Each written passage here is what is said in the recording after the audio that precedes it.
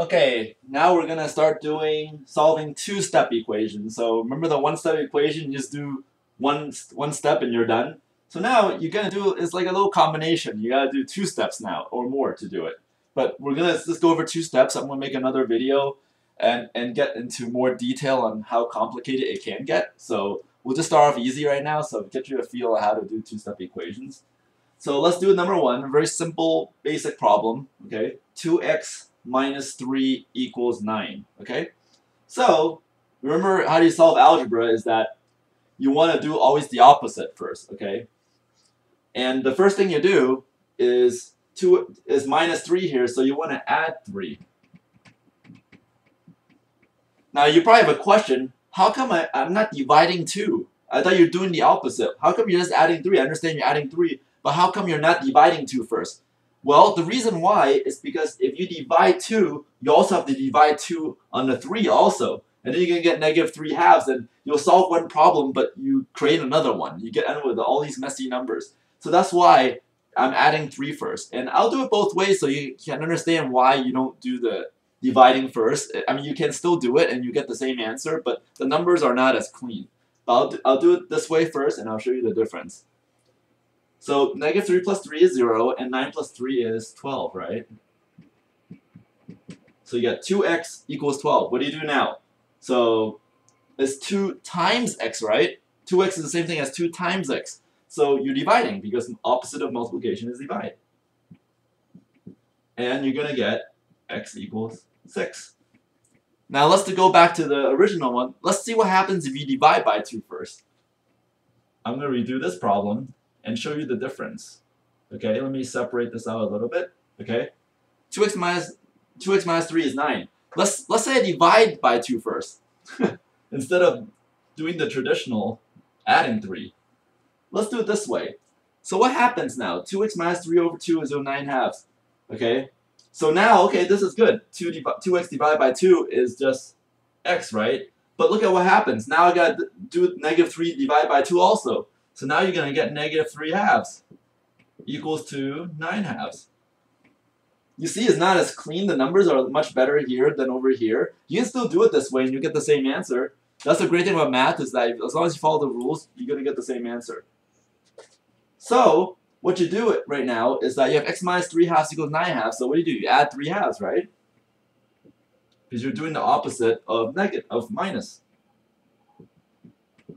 You see the numbers aren't as clean. So negative 3 halves plus 3 halves is 0. So you can get x equals to 9 halves plus 3 halves. Which if you add the fraction, you're going to get 12 halves or 6. You see how the answers is the same exact thing? You still get 6. I mean, you can do it this way too. It's just the numbers are not going to be as clean. So I always recommend to do it this way. So you see the difference. I mean, you still get the same answer. It's just that, yeah, you gotta do a lot of fractions now, and it takes longer. It's not that, sometimes you don't know how to do fractions. Just sometimes you want to do it the quickest way, right? So let's do number 2, and we'll do it the more conventional way, okay, instead of this way. Negative 2x plus 8 equals 10. So I had a little thing to it. I had a negative in front of it just to see, where it's at. Negative 2x plus 8 equals 10. So what do you do first? You subtract 8. You get 0 there, right? And you just get negative 2x. 10 minus 8 is 2. And you get negative 2x equals to 2. So what do I do here? Well, it's negative 2 times x, right? So you do what? Opposite is divide, right? So it'll be divide by negative 2. Why do you divide by negative 2 and not just 2? Because if you divide the negatives, then it becomes positive, so I don't have to do it again. It saves you a step. Do one side, you gotta do the other side.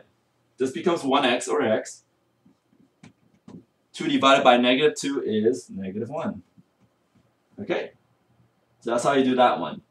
Now we're going to go to the third example. Now it's getting a little uglier. You can see, But, that's how you get good at math, is that you do it a little harder, a little at a time, and you can see little progressions on. It's the same thing, but it's just a little different. So you get negative x over 5 plus 3 equals 18. It looks pretty messy. So you do the same thing, same steps. There's nothing different. What do you do first? Subtract 3.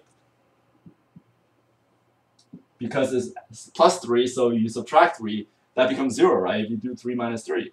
So you'll get negative x over 5. 18 minus 3 is just 15. Okay? So negative x over 5 equals 15. So what do you do here? Remember, when you get negative x over 5, this is really the same thing as negative 1/5, and you multiply the reciprocal. Okay? 1/5 reciprocal is 5, right? You flip it over. That's what reciprocal is. So if you multiply negative 5 on both sides,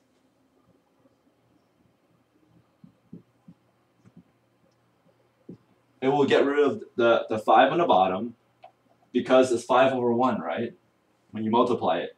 And the reason why I multiply by a negative number also is because the negative times negative is a positive. So you just leave with x. So 5 over 5 is just 1. Negative times negative is just positive. So you get x. 1x, or just x. And you get 15 times negative 5, well, you get negative 75. Okay?